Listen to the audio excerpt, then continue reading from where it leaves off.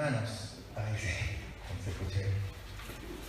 Perdonen que no les hemos dado tareas, ¿cierto? ¿Alguien ha extrañado las tareas? Parece que nadie ha extrañado. Nadie ha escrito, nadie ha dicho nada. Bueno,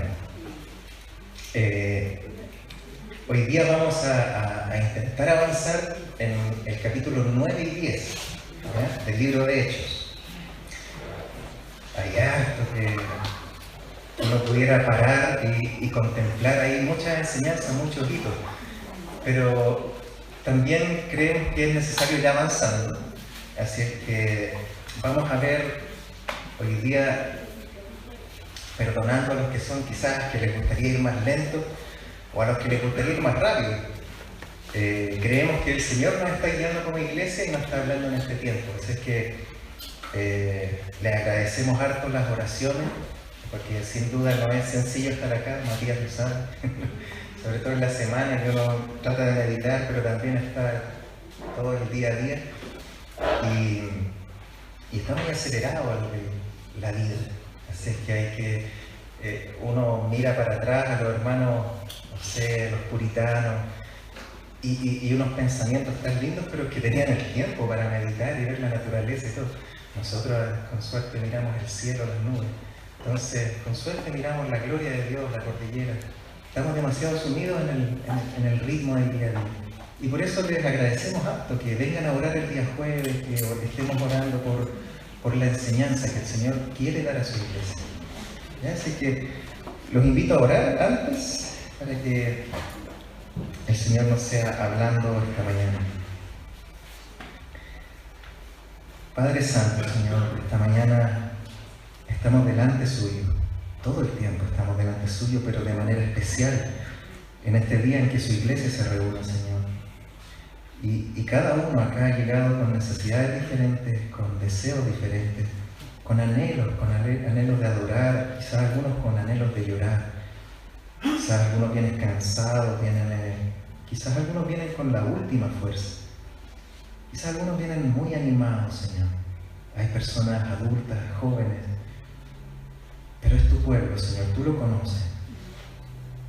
Ninguno de los que se ha parado en este púlpito conoce el corazón, pero tú sí lo conoces, Señor. Y por eso estamos delante de ti, para que usted nos hable, Señor, a través de su palabra. Señor, entre esa cruz que está ahí y este púlpito hay un vaso de barro, Señor, lleno de debilidades, lleno de falencias, Señor, pero que por su gracia usted pueda usar, Señor. Y a todos los que se paren aquí en este púlpito, Señor, que usted los pueda usar por su gracia, con su Espíritu Santo, y su palabra salga viva desde este lugar, viva y con poder, que cambie vidas, Señor, que cambie corazones, que transforme familias completas, que transforme la sociedad, que transforme nuestro país. Oramos para que su palabra, Señor, salga con tal poder que no seamos los mismos, Señor. No seamos los mismos como iglesia. Lo pedimos en el nombre de nuestro Señor Jesucristo, que por Él y para Él son todas las cosas. En Cristo Jesús. Amén. Amén. La semana pasada, ¿alguien se acuerda de lo que vimos? También lo recordamos el jueves. Ahí la Neni nos acordó de lo que vimos la semana pasada. Para los que no estuvieron y para los que estuvieron y lo olvidaron, que la memoria es frágil. Vimos el capítulo 8, bien, y Matías nos dejó ahí rebotando la pelotita con el capítulo 9, algunos versículos. Y la verdad es que vimos en el capítulo 8 empieza a cambiar el esquema en el libro de Hechos. Empieza a salir el Evangelio de Jerusalén. No por voluntad de la iglesia, sino que por voluntad de Dios. Tuvo que traer una persecución porque los hermanos ya estaban acomodaditos ahí, calentitos, ricos. Quedémonos aquí, mejor dijeron. Pero no. En el Antiguo Testamento, el mandato de Dios era: vayan a mis fiestas, vayan a Jerusalén, tenían 4 fiestas obligatorias para los varones y tenían que ir a Jerusalén. Sin embargo, en el Nuevo Testamento la orden es: id y predicar. Antes era venir y ahora es id. Pero los hermanos de Jerusalén se estaban quedando mucho en el vengan acá, si acá está mejor. Pero bueno, Dios tuvo que obrar. Y la iglesia, vimos la semana pasada, que aprendió cómo predicar el Evangelio de Cristo. Ninguno pasó por ningún seminario, ninguno pasó por nada, solamente era la obra del Espíritu Santo en la iglesia. Y también vimos que la iglesia enfrentó diferentes escenarios evangelísticos, comprobando su verdadero poder y centralidad cuando la predicación estaba basada en el predicador, en el Dios que inspiró esa predicación. Y ojo con Felipe, porque tuvo que hablarle, ¿cierto?, a las multitudes en Samaria. Apareció ahí el mago Simón, pero de repente me imagino que él decía, oh, el Señor está bendiciendo el ministerio, está creciendo. Y de pronto el Señor le dice, anda al desierto. ¿Quién lo hubiera hecho? Si estamos viendo que la iglesia está creciendo y está bonito, y que te digan, sí, pero tú andate allá al final del cajón del maíz. Y Felipe fue. Y estaba ahí en el desierto, y de repente un carruaje fue corriendo y habló, y justamente era la voluntad de Dios estar ahí. Vamos a tener diferentes escenarios como iglesia. El tema es que el Señor nunca ha tenido problema con el número de gente, y nunca le ha interesado mucho el número de gente, sino la fidelidad a su palabra. Ahí es donde tenemos que estar como iglesia. Hoy vamos a tratar de ver panorámicamente, ¿cierto?, el capítulo 9 y 10. Y hemos repetido un poco más adelante, ¿cierto?, que el libro de Hechos es como un libro transición entre el antiguo pacto y el nuevo pacto. Y especialmente el capítulo 8, 9 y 10 son una transición dentro del libro de Hechos, que ya es una transición. Y es una transición entre la iglesia de Jerusalén y la iglesia que va a empezar a salir de Jerusalén. Está la iglesia de Antioquía principalmente, pero también se levantan un montón de iglesias. Y también es una transición entre un Pedro y un Felipe, no, y un Pablo también. Hay una transición ahí bien linda en estos capítulos en cómo Dios empieza a cambiar el protagonismo de su palabra, no de los hombres, sino que de su palabra a través de un Pedro a un Pablo. Y vimos ya un poco la conversión de Pablo, ¿cierto? El capítulo 9 transcurre más o menos el año 37 después de Cristo. Y es interesante porque ese año 37 también hubo otra transición, pero en el mundo, en el Imperio Romano. Tiberio César, que era el emperador de ese tiempo, deja, o no recuerdo si muere la verdad, pero deja a su sobrino, ¿saben a quién dejó? Calígula. ¿Han escuchado de Calígula? Era un tipo completamente pervertido. Y extrañamente en el mundo pasa de una administración del Imperio Romano de Tiberio a un Calígula, justo ese año, el 37. Y Dios en su iglesia empieza a hacer otra transición. A un hombre también, la situación estaba requiriendo más potencia. Y ponen a un Pablo. El Señor también hace una transición en su iglesia. Y entre el capítulo 9 y 10 hay como 3 años de diferencia. Ahora, vamos a ver 2 hitos hoy día. Y no tienen que ver mucho con él, así que nos vamos a leer todos estos 2 capítulos, sino que nos vamos a centrar en 2 hitos, para que los que anotan ahí lo puedan tener en cuenta. Un hito es que la iglesia es inseparablemente de Cristo. ¿Qué tiene que ver con el capítulo 9? Ahí lo vamos a ver. Y el otro hito, si alcanzamos, Dios quiera, es que la iglesia, como es inseparablemente de Cristo, es avivada en esta unión cuando obedece su palabra. Y vamos a ver el porqué. Así que vimos la semana pasada, alcanzamos a leer algo del capítulo 9. Yo quisiera que pudiéramos leer del versículo 3 al 5. Dice acerca de Pablo, Saulo: mas yendo por el camino, aconteció que al llegar cerca de Damasco, repentinamente le rodeó un resplandor de luz del cielo, y cayendo en tierra, oyó una voz que le decía: Saulo, Saulo, ¿por qué me persigues? Él dijo: ¿quién eres, Señor? Y le dijo: yo soy Jesús, a quien tú persigues. Dura cosa te es dar cosas contra el aguijón. Esa frase es extraordinaria. No sé si han parado a meditar en esa frase. Yo soy Jesús, a quien tú persigues. Fíjate que Cristo llama por nombre a Saúl 2 veces. Cuando el Señor repite de verdad, o de cierto os digo, es porque está diciendo: atención, ojo. Y cuando está diciendo Saulo, Saulo, me imagino que Saulo, cuando dice yo soy, dice: Saulo, Saulo, ¿por qué me persigues? ¿Qué pensaría Pablo en ese momento? Cuando vio ese resplandor de luz y dijo: algún cristiano me salió con una super linterna, ¿no? Pero cuando le da su nombre, le dice: yo soy Jesús. Me imagino que esa frase caló tan hondo en Pablo, que lo destruyó. Destruyó todo su orgullo. Y lo sumió en el más profundo arrepentimiento, que lo llevó a ayunar. Y que ese ayuno solo paró cuando apareció un Ananías. Cuando vimos la semana pasada que Jesús le tuvo que hablar a Ananías y decirle: anda ya a la calle derecha. Le dio con lujo de detalle: anda y pon las manos sobre Pablo, porque está orando sobre Saulo. Y Ananías no quería, estaba como Jonás, me imagino. Señor, pero tú sabes que este tipo nos está haciendo estragos en la iglesia. Y me imagino, yo lo entiendo a Ananías.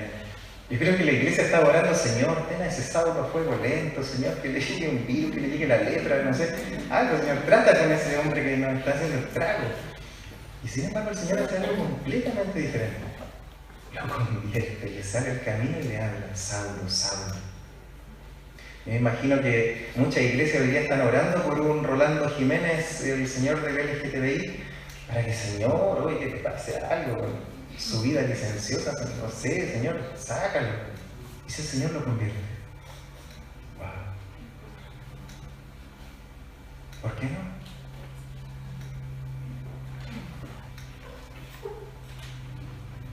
Nos cuesta mirar como Dios mira las cosas.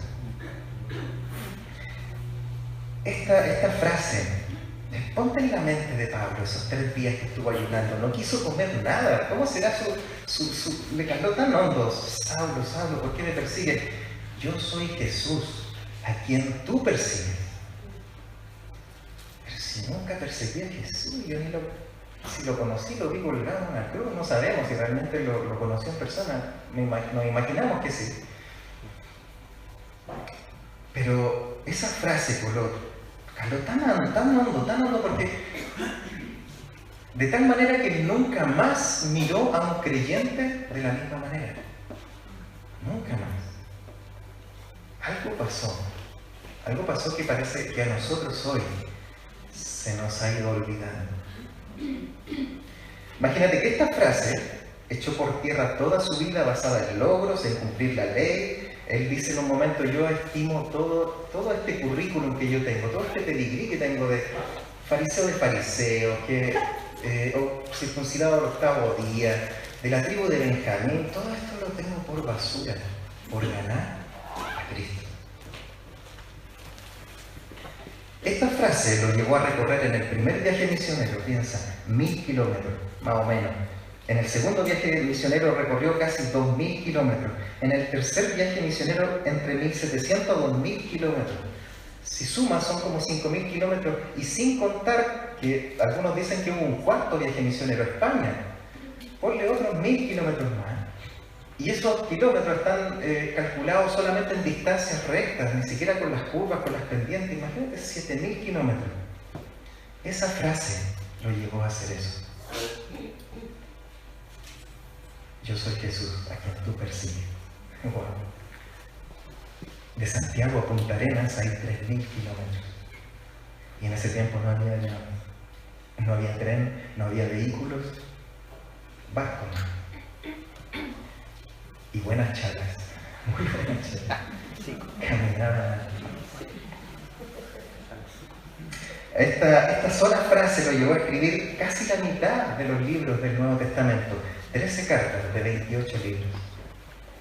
Esta frase lo llevó a resumir toda su vida después de 20 años, sufriendo por el Evangelio y por los hermanos, por la iglesia.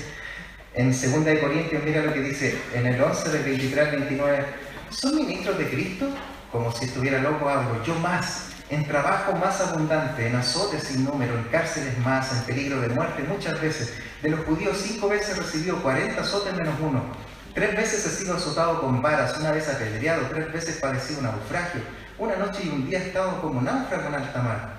En caminos muchas veces en peligros de ríos, peligro de ladrones, peligro de minación, peligro de gentiles, peligro de la ciudad, peligro en el desierto, peligro en el mar, peligro entre falsos hermanos, en trabajo y fatiga, en muchos desvelos, en hambre y sed, en muchos ayunos, en frío y desnudez, y además de otras cosas, lo que sobre mí se agolpa cada día. Mira esto que es precioso. La preocupación por todas las iglesias. ¿Quién enferma y yo no enfermo? ¿A quién se le hace tropezar y yo no me indigno? Esa sola frase. Yo soy Jesús a quien tú persigues. Y también lo llevó a decir frases como, todo lo sufro por amor de los escogidos, en 2 Timoteo 2:10. También en Filipenses 8 dice, yo los amo con un amor entrañable. Los amo con un amor de las entrañas, del estómago. Eso es lo que quiere decir. Dentro de mi ser los amo. Esa sola frase. Yo soy Jesús a quien tú persigues. En Efesios también dice, no ceso de dar gracias por vosotros. A los corintios les dice, hermano, gracia y paz a vosotros. Estaban todos divididos y llenos de dones y peleas. Yo los amo. Y en Efesios también le dice, por esta causa doblo mis rodillas al Padre, del cual recibe su nombre todas las familias de la tierra, para que os dé conforme a las riquezas de su gracia, el ser, el que vuestro entendimiento se ilumine para poder conocer lo alto, lo profundo, lo ancho, lo largo del amor de Dios que exceda todo conocimiento. Esa sola frase. Yo soy Jesús a quien tú persigues. ¿Por qué trastornó tanto esa frase? A un perseguidor lo transformó en el servidor más fructífero que la iglesia ha tenido jamás. Esta frase trastornó a un hombre y le dio un amor inagotable por la iglesia. Yo soy Jesús a quien tú persigues. ¿Alguien ve lo extraordinario de esa frase? Nadie lo ve. ¿Qué ven en esa frase? ¿A quién perseguía Pablo? Saulo.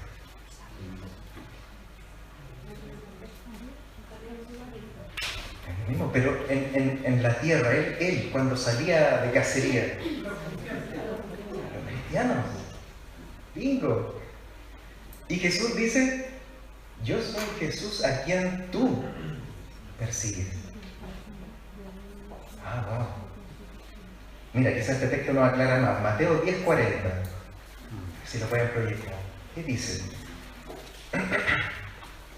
El que a vosotros recibe, a mí me recibe. Y el que me recibe a mí, recibe al que me envió.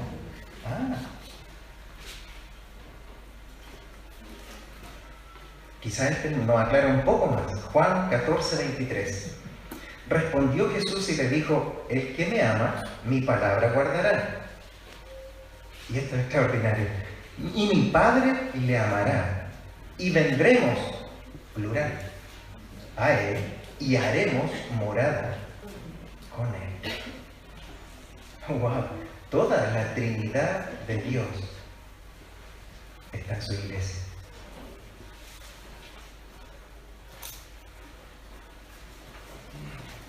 Wow. La iglesia, hito de hoy día, no sé si vamos en el 11, 12, 13, no sé. Pero el 1 de hoy es que la iglesia es inseparablemente de Cristo. Hermanos, eso es extraordinario.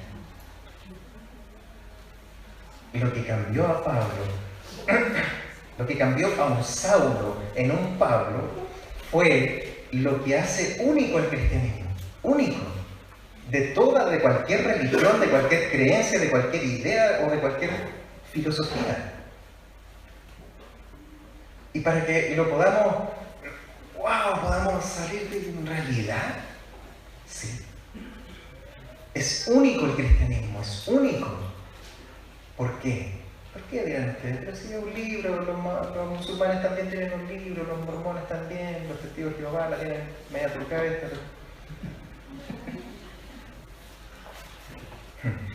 Porque su fundador vive en el corazón de sus creyentes. Es así de sencillo y extraordinario. Piensa, ningún budista tiene a Buda en su corazón. Ningún confucionista tiene a Confucio en su corazón. Ningún musulmán tiene a Mahoma en su corazón. Ningún judío tiene a Moisés en su corazón. Ningún mormón tiene a José Smith en su corazón. Ningún católico tiene al Papa en su corazón. Ni los comunistas tienen a Marx en su corazón. Ni los psicólogos tienen a Freud en su corazón. Ni los ateos tienen a Nietzsche en su corazón. Sus cuerpos de todos sus fundadores están en sus tumbas y no en sus seguidores. Ni Satanás, ni los satánicos tienen a Satanás en su corazón, porque Satanás no es omnipresente, es un ser creado.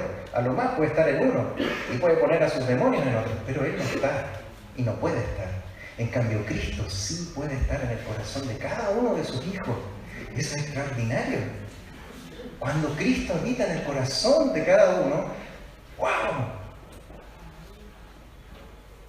Es que no hay una vida, no puede ser una vida igual a cuando Cristo entra a morar en el corazón de uno de sus hijos. No puede, es imposible. No se puede. Por esto Pablo no pudo ver a los creyentes en Cristo igual, no pudo. Antes los miraba con odio, ahora los ve como, ahí está Cristo. Y Dios me dio el privilegio de que Cristo crezca en él para enseñarle. ¡Wow! Trastornó eso a Pablo y disfrutó el Evangelio. Disfrutó ser parte de su iglesia. Y no le importó recorrer todo lo que recorrió. Ni morir quizás como un derrotado. Dice la tradición que le cortaron su cabeza a Nerón. ¿Eso es una derrota? No, él dice, yo he corrido la buena carrera. He guardado la fe.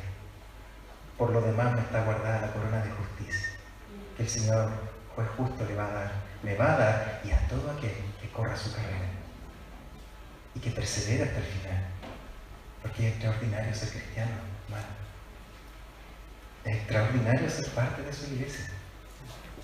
La iglesia no es un plan B de Dios, como algunos enseñan, ni tampoco es un paréntesis en la historia como algunas escuelas enseñan de teología. No, mi hermano. Cristo no dio su sangre por un plan B ni por un paréntesis. Dios dio su sangre y puso a su Hijo en la cruz por lo más precioso que tiene en el universo entero, que es su iglesia. Lo más precioso. Porque Él creó el universo, ¿sabes de qué? De su palabra. La creó. Y creó todo lo que vemos.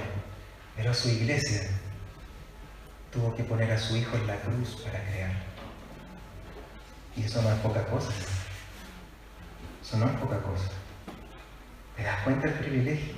¿Vale la pena ser hijo de Dios? ¿Vale la pena hacer el esfuerzo y quizás llegar un poco lejos acá? Claro que vale la pena, hermano. ¿Vale la pena sufrir? Vale la pena. ¿Vale la pena servirle? Vale la pena. ¿Vale la pena las lágrimas que a veces se sufren en el ministerio? Vale la pena. yo soy Jesús a quien tú persigues. Eso fue lo que destruyó todo el orgullo de Pablo y le hizo hacer todo lo que hizo. Y más encima, como 15 años después, le escribe una carta cuando dice, ni siquiera lo hago yo, sino Cristo en mí. Wow, más extraordinario, no hay de qué jactarnos, por más de que hagamos cosas. Iglesia, esto cambia por completo todo. El cómo miro a mi hermano. El cómo miro a mi hermano. Nosotros lamentablemente nos miramos en la carne y nos juzgamos. Nos pasamos juzgando, murmuraciones. Cristo está ahí. Y mientras no se le vea el cierre de que era un lobo vestido de oveja, es mi hermano. Mientras Dios nos revele algo diferente y saque a luz algo diferente, es mi hermano. Es mi hermano en Cristo. Es mi hermana en Cristo. Y también el cómo miramos al mundo. El problema hoy, hermanos, y lo creo firmemente, es cuando Cristo le escribe a la última iglesia en Apocalipsis 3. Rápidamente lo voy a leer. Le dice ahí en Apocalipsis 3, 15 al 20, dice: yo conozco tus obras, dice que ni eres frío ni caliente. Ojalá fuese frío o caliente, pero por cuanto eres tibio y no frío ni caliente, te vomitaré de mi boca, porque tú dices, aquí está el problema de la tibieza. Algunos dicen, no, que yo no sirvo mucho. No, el problema de la tibieza no es tu servicio. Aquí está el problema de la tibieza. Yo soy rico y me he enriquecido y de ninguna cosa tengo necesidad. Ese es un problema. Cuando vemos las cosas como nosotros creemos que son. Y el Señor nos dice las cosas como son. Él dice, ¿no sabes que tú eres un desventurado, miserable, pobre, ciego y desnudo? Por tanto, yo te aconsejo que de mí compres oro refinado en fuego para que seas rico y vestiduras blancas para vestirte y que no se descubra la vergüenza de tu desnudez y unge tus ojos con colirio para que veas lo gloriosa que es la iglesia cuando está sujeta a su Hijo. Cuando no camina por sus propias fuerzas, cuando no camina por sus talentos ni dones, cuando no camina por sus recursos, cuando camina en dependencia del Espíritu de Dios. Y mira el consuelo del Señor: yo reprendo y castigo a todos los que amo. Sé pues celoso y arrepiéntete. Y este texto que lo usamos mucho para evangelizar y no tiene nada que ver, dice el 20: he aquí yo estoy a la puerta y llamo, si alguno oye mi voz y abre la puerta, entraré a él y cenaré con él y él conmigo. ¿No es evangelístico, hermano? Ese texto es un llamado a la iglesia para que se arrepienta. Tremendo texto. Ese es nuestro problema, que lo extraordinario lo vemos como ordinario, como algo común. Y lo común, y quizás los dones o talentos o cosas que hasta el mundo tiene, las vemos como extraordinarias. Pero lo santo, lo glorioso que es la iglesia, lo vemos como algo común. Nuestra oración, hermanos, es que el Espíritu de Dios nos ilumine el entendimiento de tal manera que nunca más volvamos a ver a la iglesia con trivialidad, con la cual la miramos, la juzgamos, la menospreciamos, y lo peor es que muchas veces pensamos que al venir o al servir creemos que le estamos haciendo un favor. Sí, a la iglesia, sí, yo voy, pero va a ser un favor. No, mi hermano, que el Señor cambie esa mirada, porque cuando le dijo el Señor a Cristo, a Pablo, le dijo: Saulo, Saulo, tú no estás persiguiendo a hombres y mujeres, tú me persigues a mí. Wow. Su iglesia. Cuando hacemos eso, cuando la miramos con trivialidad, lo que hacemos es entristecer al cielo entero. Fíjate en que los ángeles anhelan hacer y ver lo que nosotros hacemos y vemos. Mira en 1 de Pedro 1:12 dice: a estos se les reveló que no para sí mismos, hablando de los profetas, sino para nosotros, administraban las cosas que ahora os son anunciadas por los que os han predicado el Evangelio por el Espíritu Santo enviado del cielo, cosas en las cuales anhelan mirar los ángeles. Yo me imagino a los ángeles con sus pompones arriba en el cielo. vamos iglesia, vamos. De repente están con los pompones acelerados, mire, están puro peleando. Mire, se está juzgando ese hermano o esa iglesia, están juzgando a la iglesia de allá. Están peleando de todo, están con sus pompones.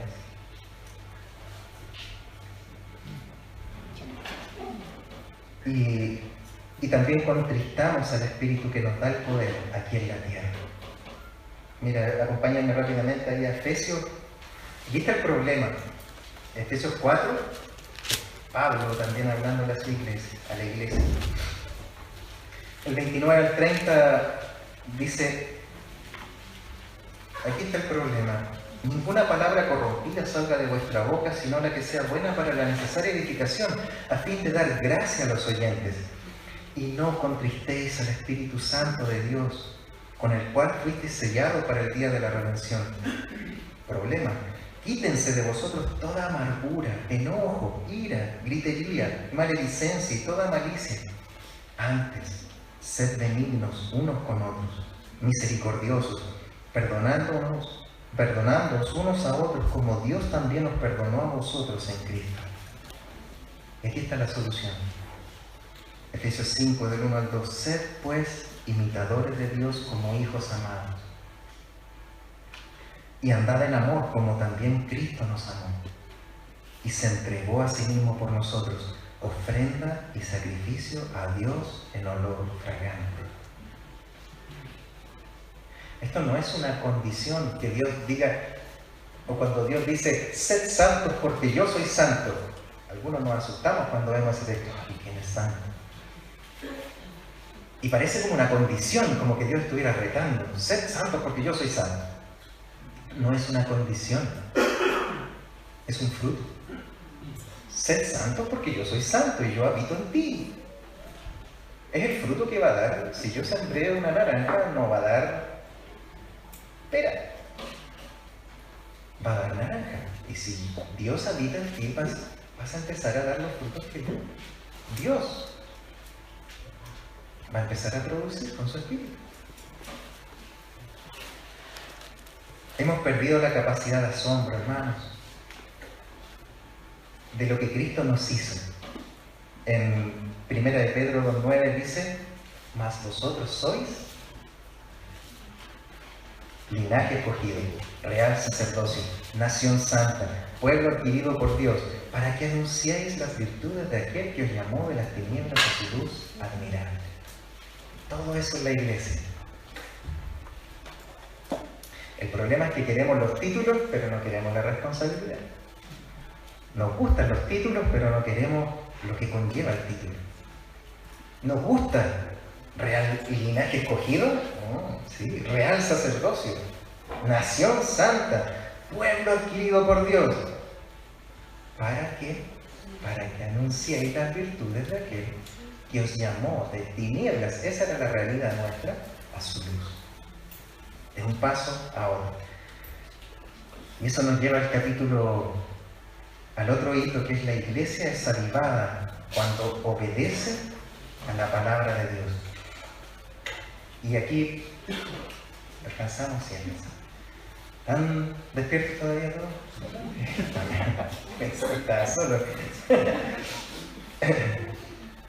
En un tiempo en el trabajo, cuando me daba mucho sueño, con un amigo nos poníamos unos papelitos con un ojo. Espero que ninguno de ustedes tenga ese truco. El problema, hermano, es que nosotros vemos las cosas como nosotros somos, no como son. ¿Y cómo somos? El problema es como cuando hay una botella de vidrio con muchas curvas, así, con muchas dobleces, y tiene agua adentro, y al otro lado ponemos, no sé, un celular.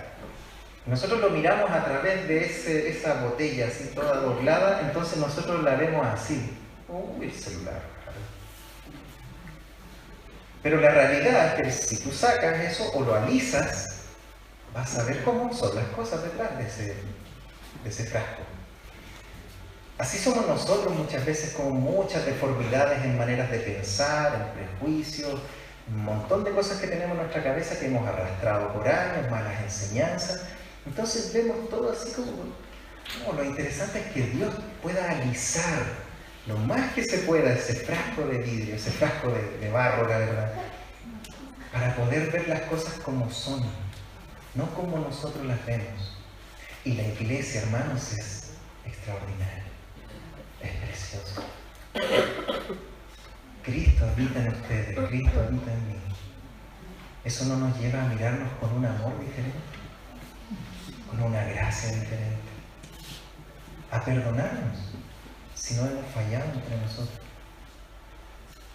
A perdonar incluso al que me falló allá afuera. Al del mundo, porque como Cristo ve al mundo, con compasión. Cambia. Aquí Pablo se convierte, no hay quien lo calle, lo quieren puro matar. De hecho, vamos a hacer un breve así resumen del capítulo 9. Y entonces lo tienen que sacar de Damasco porque ya lo querían matar, lo bajan en una canasta, ¿se acuerdan del texto? Para los que hicieron la tarea. Y lo bajan y él llega a Jerusalén. Y ahí quiere juntarse con los apóstoles. Oye, les traigo la nueva, me convertí. Nadie lo pescaba. Está loco. No quiere matar, se quiere meter entre medio. Hasta que un Bernabé lo toma, un hijo de compasión, de consolación, lo toma y le dice, oye, sí, oye, el cabrón se convirtió de verdad. Y estuvo con Pedro conversando, le contó, pero de nuevo estaba con su ímpetu de querer predicar y ya lo querían matar de nuevo, los judíos helenistas en Jerusalén. Así que le dice Saulito, mejor vaya a su casa, ahí lea harto una palabra, congréguese. Y se tuvo que ir a Tarso, se devolvió a su pueblo natal. Y aquí ocurre una transición bien interesante en que Pedro empieza a dar ya sus últimas apariciones en el libro de Hechos. Y en el versículo 32 empieza ya Pedro a salir. Como la iglesia se empieza a extender con esta persecución, Pedro también tiene que salir. Y después de que Pablo es enviado a Tarso, en el versículo, mira el 31, bien interesante, dice: entonces las iglesias tenían paz por toda Judea, Galilea y Samaria, y eran edificadas andando en el temor del Señor, y se acrecentaban fortalecidas por el Espíritu Santo. La iglesia empieza a crecer, empieza a engranar. Y fíjate que habla iglesia en singular. No las iglesias de Judea y Samaria, sino la iglesia. La iglesia. Porque somos un cuerpo.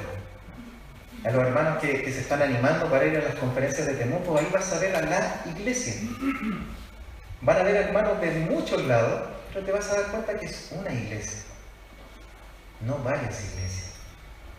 Porque así como aquí los miembros somos varios y muchos, y dones diferentes, y talentos diferentes, y engranamos, pero también en este cuerpo, dentro del cuerpo de Cristo, a nivel también mundial, a nivel nacional, mundial, es una sola iglesia. Cuando Cristo venga, no va a venir por los bíblicos bautistas, ¿dónde están? ¿Ustedes allá la esperan? No, Él va a venir por su iglesia, por la que tiene el sello de su sangre, por aquellos que fueron redimidos, comprados a precio de la sangre más preciosa.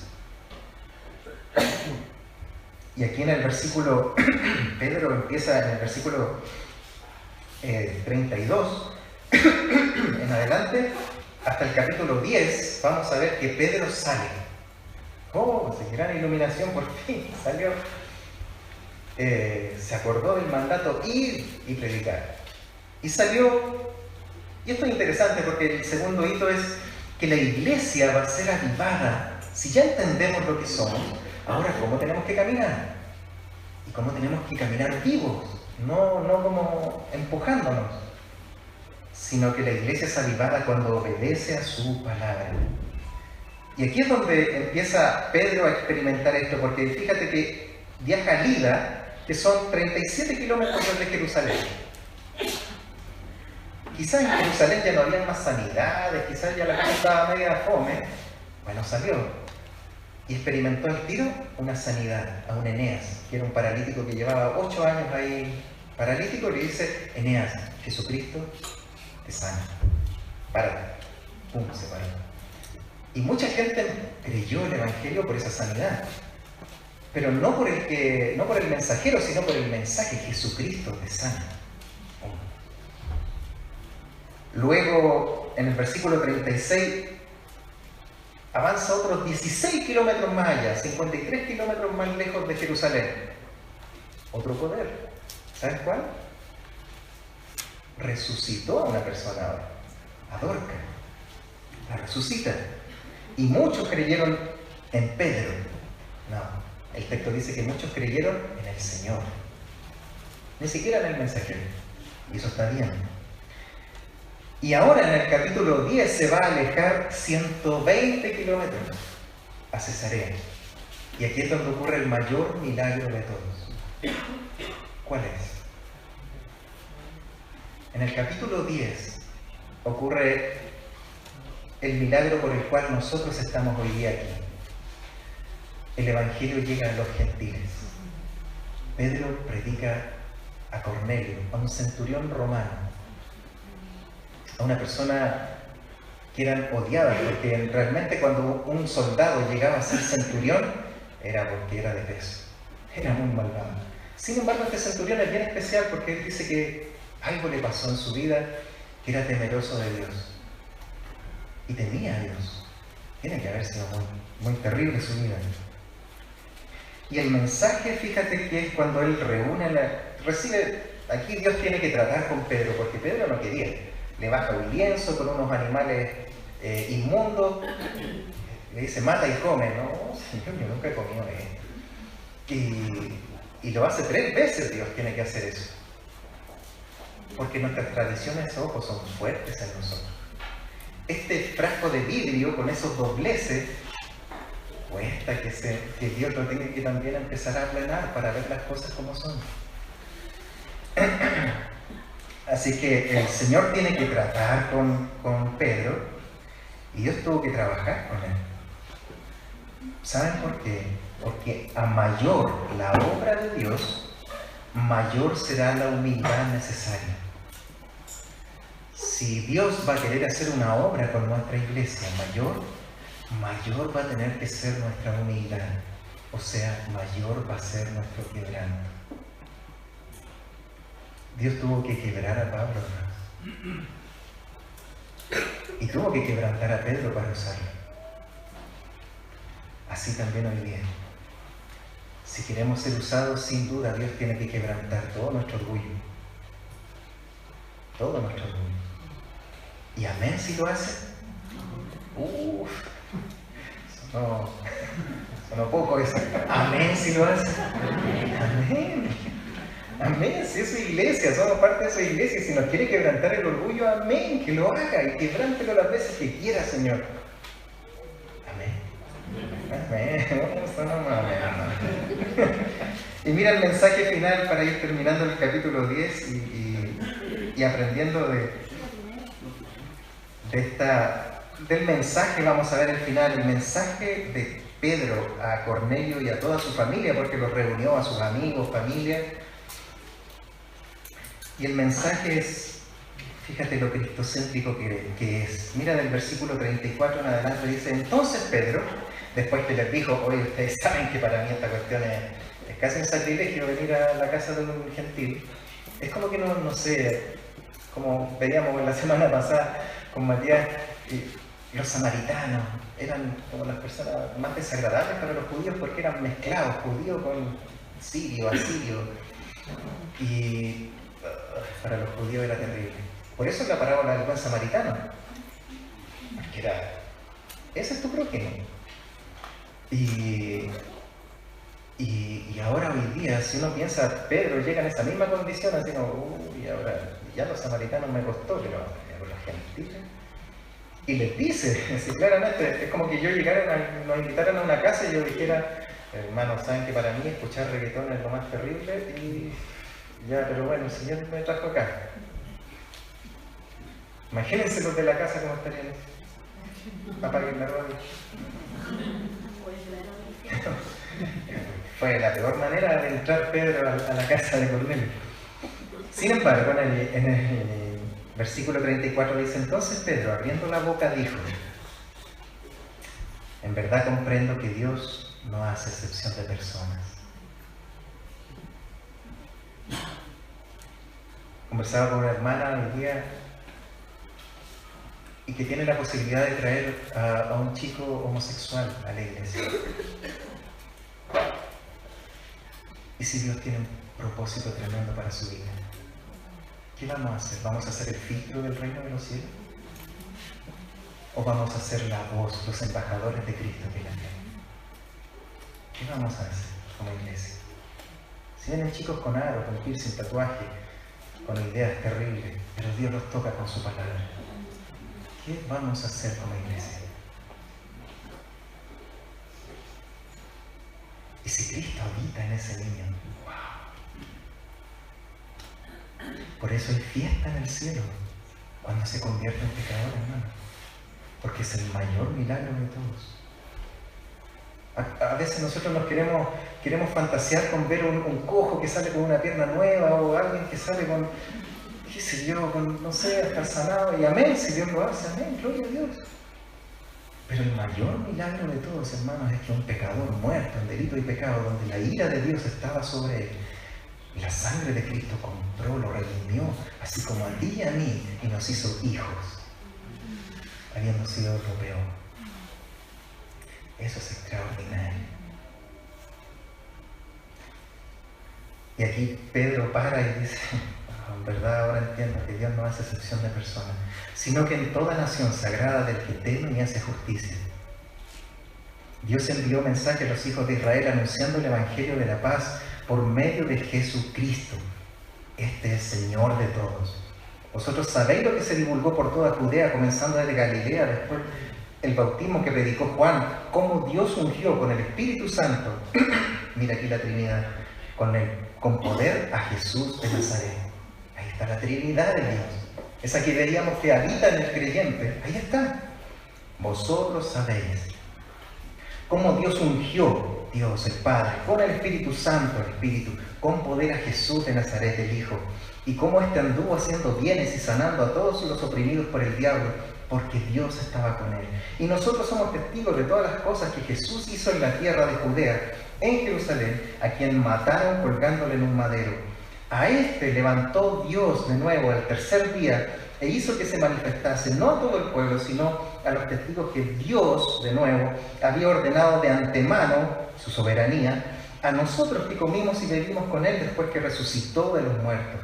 Y nos mandó que predicásemos al pueblo y testificásemos que Él es el que Dios ha puesto por juez de vivos y muertos. No la iglesia no es juez. Es Cristo el juez.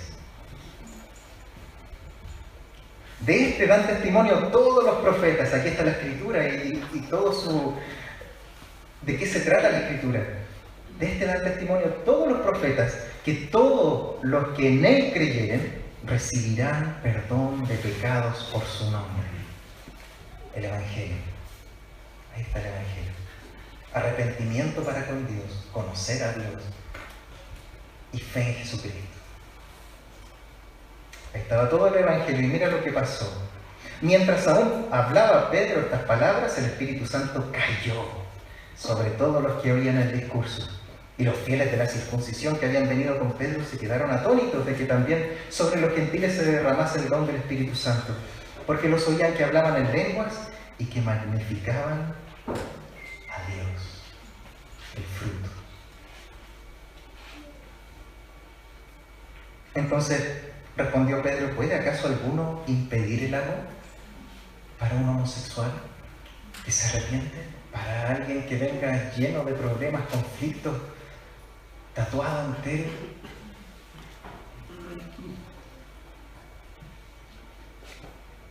En ese tiempo eran las prostitutas, los publicanos, los leprosos.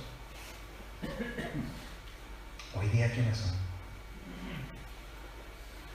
Y mandó bautizarles en el nombre del Señor Jesús. Entonces le rogaron que se quedase por algunos días. El mensaje fue Cristo.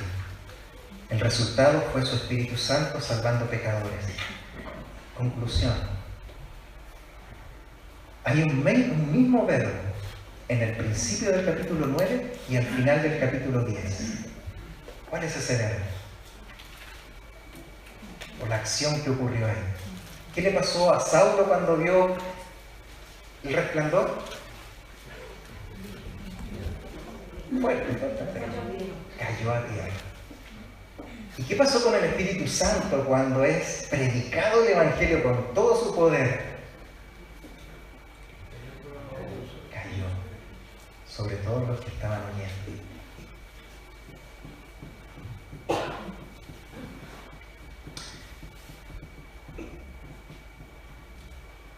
El resplandor de Cristo hizo caer a Saulo, lo derribó y su palabra lo levantó. Dios también tuvo que hacer caer un lienzo a Pedro para que obedeciera. Y Dios tuvo que enviar a su Espíritu Santo que cayera sobre los gentiles. Los derribó y su palabra los llenó. Ese verbo en Pablo es cayó, derribó, la palabra en griego. Y en griego, al final del capítulo 10, cuando el Espíritu Santo cae sobre los creyentes, es epipito, que es sobre, cayó. Y lo enfatiza aún más. Que Dios nos puede derribar primero, para derribar nuestro orgullo, pero después nos colma de Él para levantarlo. En algún texto, no recuerdo dónde, que es, Él hace la herida, pero Él la sana. Él tiene que derribarnos, hermano. Tiene que derribar nuestro orgullo, porque es mucho. Somos muy orgullosos. Ese es el principal conflicto, por no poder mirar lo extraordinario que es la iglesia, lo maravilloso que es, el privilegio extraordinario que es ser parte de su iglesia.